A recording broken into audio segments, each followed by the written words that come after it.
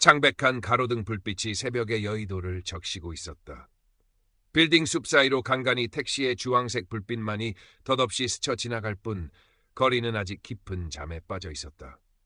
서지우는 29층 사무실 통유리창 앞에 서서 꺼지지 않는 도시의 야경을 무심히 내려다보았다. 그녀의 얼굴 역시 도시의 불빛처럼 창백하고 위태로워 보였다. 꼬박 이틀 밤을 새운 탓에 눈 밑은 거무죽죽했고 굳게 담은 입술은 어떤 감정도 비집고 나올 틈을 주지 않으려는 듯 단단했다. 성공, 그게 대체 뭘까? 스스로에게 던지는 질문이었지만 대답은 늘 안개처럼 흐릿했다. 지방 소도시 출신인 그녀에게 서울, 그리고 여의도는 꿈의 다른 이름이었다. 명문대를 졸업하고 국내 최고 증권사에 입사해 최연소 펀드 매니저라는 타이틀을 거머쥐기까지 그녀는 숨가쁘게 달려왔다. 남들이 보기엔 탄탄대로였지만 정작 그녀의 내면은 늘 살얼음판을 걷는 듯 불안했다. 채워지지 않는 공허함은 성공이라는 이름의 마약으로도 잠재울 수 없었다. 서지우 씨, 이번 프로젝트 성과에 따라 연말 보너스 두둑하게 챙겨줄 테니 정신 바짝 차려.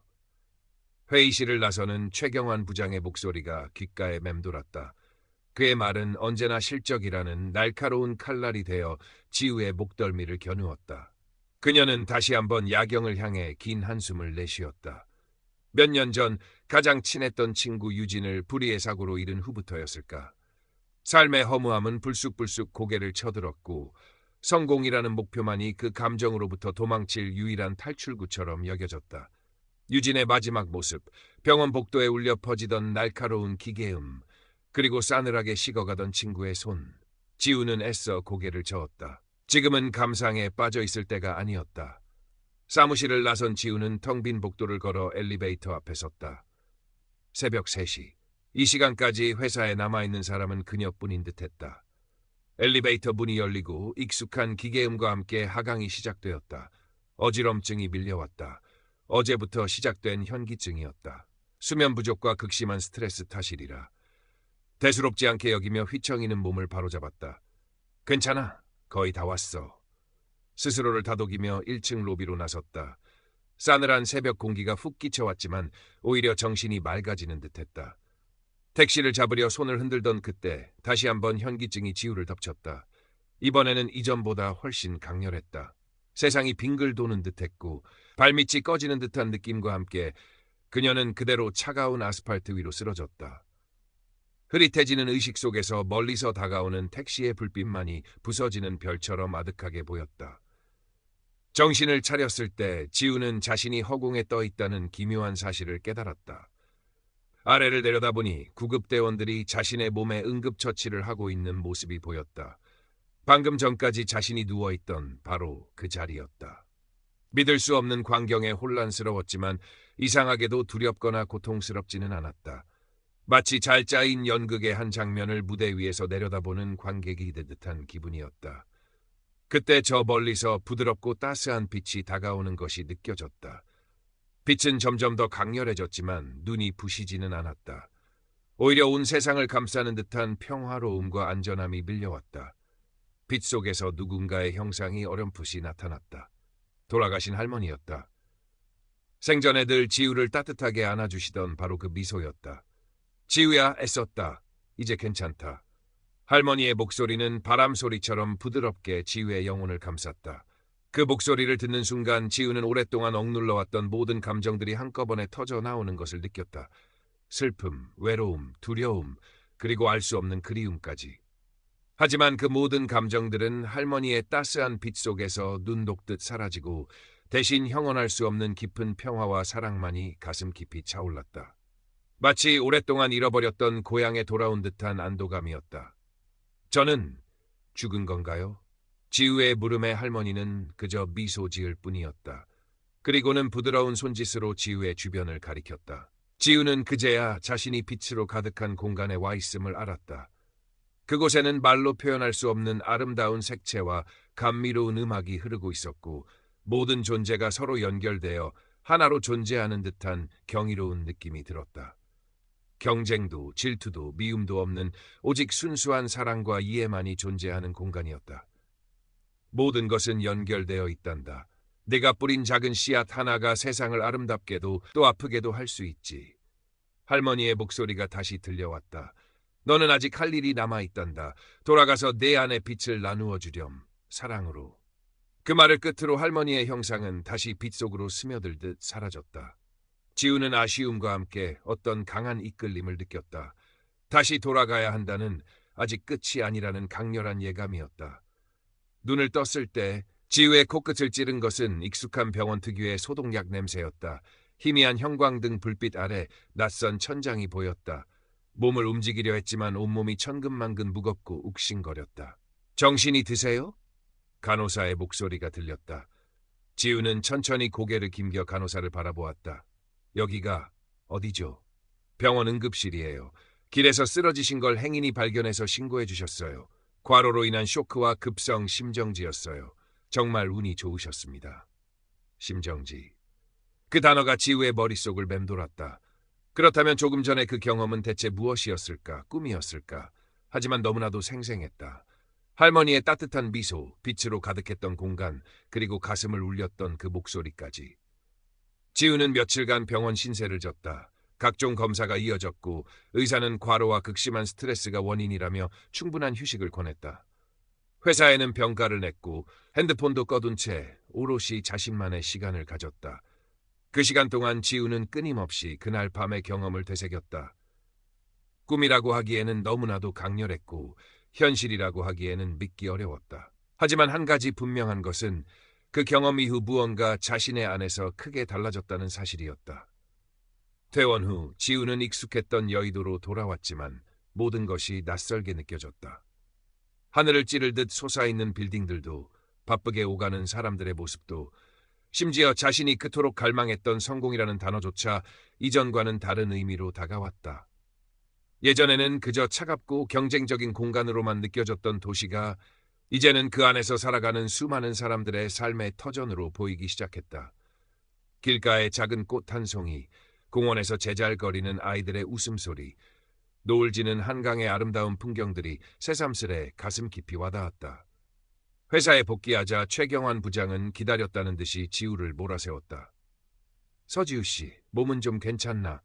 프로젝트 마감이 코앞인데 언제까지 이렇게 한가하게 있을 건가? 예전 같았으면 주눅이 들거나 변명하기 바빴겠지만 지우는 이상하리만치 차분했다. 죄송합니다, 부장님. 하지만 이제 괜찮습니다. 최선을 다하겠습니다. 지우의 달라진 태도에 최 부장은 의아한 표정을 지었지만 이내 못마땅한 얼굴로 돌아섰다. 지우는 묵묵히 자신의 자리로 돌아와 업무를 시작했다. 하지만 이전과는 다른 방식으로 일하기 시작했다. 더 이상 실적에만 목을 매지 않았고 동료들의 어려움을 먼저 살피고 도움의 손길을 내밀었다. 고객들에게도 기계적인 설명 대신 진심으로 다가가려 노력했다.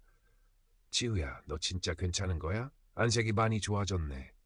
점심시간 유일하게 마음을 터놓는 친구이자 회사 동료인 박선우가 걱정스러운 눈빛으로 물었다. 응, 선우야. 나 정말 괜찮아.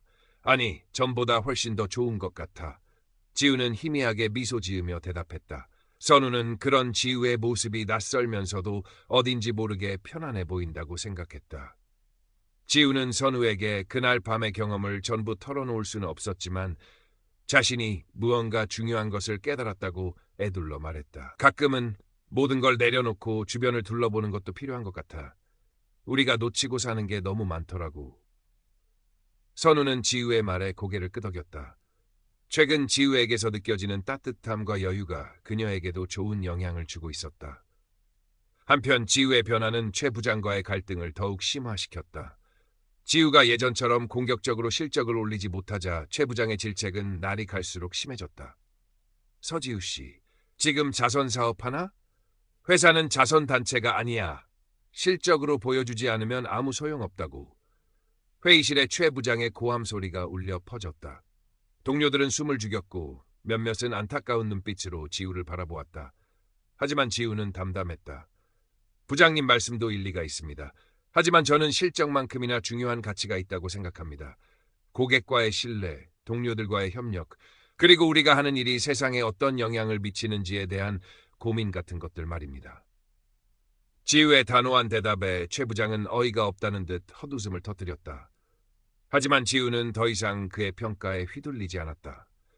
그녀에게는 이제 흔들리지 않는 자신만의 기준이 생겼기 때문이었다. 주말이면 지우는 유기동물 보호소를 찾아 봉사활동을 했다. 한때 친구 유진과 함께 가끔 찾던 곳이었다. 유진의 죽음 이후 한동안 발길을 끊었던 곳이었지만 이제는 그곳에서 작은 생명들과 교감하며 알 수 없는 위안을 얻었다. 버려진 상처를 가진 동물들의 눈망울 속에서 지우는 자신의 지난 모습을 보았고 그들을 끌어안으며 스스로를 용서하는 법을 배워갔다. 할머니가 말했던 사랑으로 내 안의 빛을 나누어 주렴이라는 목소리가 귓가에 맴도는 듯했다. 밤이면 지우는 그날의 임사체험 기억들을 떠올리려 했었다. 희미한 조각들을 맞추듯 그 의미를 곱씹었다. 관련 서적을 찾아 읽기도 하고 조용히 명상을 하기도 했다. 기억은 여전히 안개처럼 흐릿했지만 가슴속에 새겨진 따뜻함과 평화 그리고 연결성이라는 단어는 더욱 선명해졌다. 그러던 어느 날 지우의 팀이 공들여 준비하던 대형 프로젝트에 예상치 못한 위기가 닥쳤다. 국제 금융시장의 급격한 변동으로 투자 자산 가치가 폭락했고 고객들의 항의가 빗발쳤다. 회사의 신뢰도까지 추락할 수 있는 심각한 상황이었다. 최경환 부장은 당장이라도 쓰러질 듯 창백한 얼굴로 회의실을 뛰어다녔다. 이거 어떻게 할 거야? 누구 하나 책임져야 할 거 아냐? 그의 날카로운 시선이 지우에게 향했다.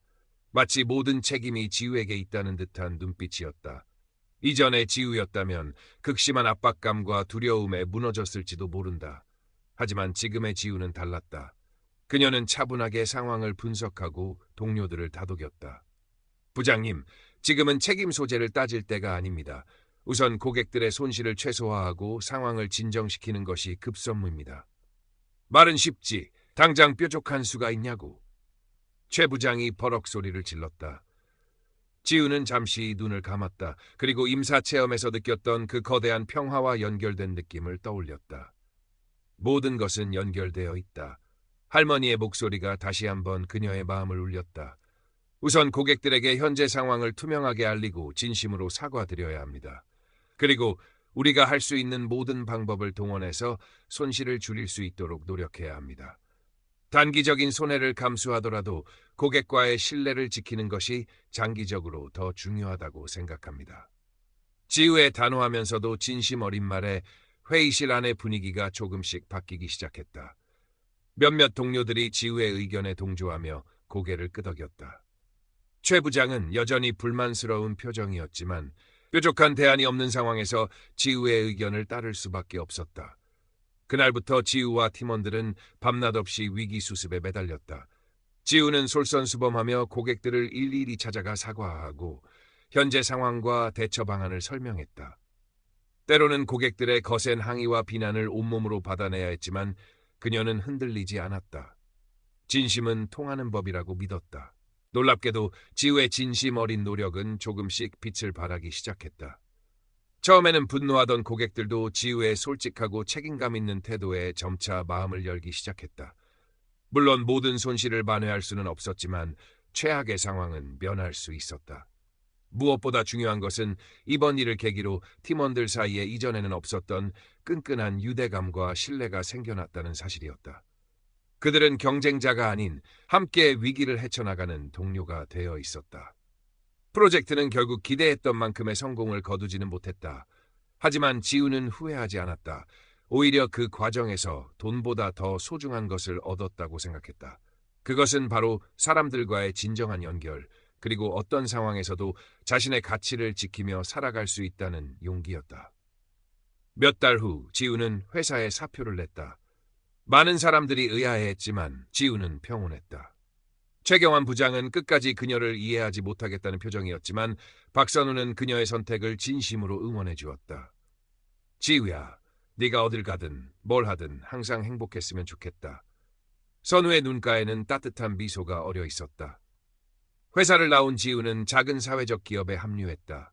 환경 문제 해결을 위한 프로젝트를 진행하는 곳이었다. 월급은 예전보다 훨씬 적었지만 그녀는 그 어느 때보다 행복했다. 자신이 하는 일이 세상을 조금이라도 더 나은 곳으로 만드는 데 기여한다는 사실이 그녀에게 큰 기쁨을 주었다. 주말이면 여전히 유기동물 보호소를 찾았고 틈틈이 그림을 그리기 시작했다. 임사체험에서 보았던 그 아름다운 빛과 색채들을 화폭에 담아내려 노력했다. 그림을 그리는 동안 그녀는 다시 한번 그 평화로운 세계와 연결되는 듯한 느낌을 받았다. 어느덧 계절이 바뀌어 차가운 바람이 부는 늦가을이 되었다. 지우는 퇴근길, 오랜만에 한강 공원을 찾았다. 벤치에 앉아 붉게 물들어가는 석양을 바라보았다. 차갑지만 상쾌한 바람이 그녀의 뺨을 스쳤다. 문득 그날 밤 길 위에서 쓰러졌던 순간이 떠올랐다. 그리고 그 이후 자신의 삶을 송두리째 바꾸어 놓았던 신비로운 경험. 그녀는 더 이상 죽음이나 상실을 극도로 두려워하지 않았다. 삶은 유한하지만 그 안에서 우리가 나누는 사랑과 연결의 순간들은 영원히 빛날 것이라는 사실을 깨달았기 때문이었다. 할머니가 말했던 것처럼 결국 남는 것은 사랑이었다. 저 멀리 한강 다리 위로 하나둘씩 불이 켜지기 시작했다. 마치 밤하늘의 별처럼 도시의 불빛들이 따스하게 빛나고 있었다. 지우는 가만히 눈을 감았다. 그리고 마음속으로 속삭였다. 고맙습니다. 이 모든 순간들을. 다시 눈을 떴을 때 그녀의 얼굴에는 세상 그 무엇과도 바꿀 수 없는 깊고 평화로운 미소가 어려 있었다. 그 미소는 마치 어둠을 밝히는 작은 등불처럼 주변 세상까지 따뜻하게 비추는 듯했다. 지우는 천천히 자리에서 일어나 가벼워진 발걸음으로 집을 향해 걸어갔다. 그녀의 발걸음이 닿는 곳마다 보이지 않는 사랑의 씨앗이 뿌려지는 듯했다. 아직 그녀가 세상에 나누어줄 빛은 많이 남아 있었다.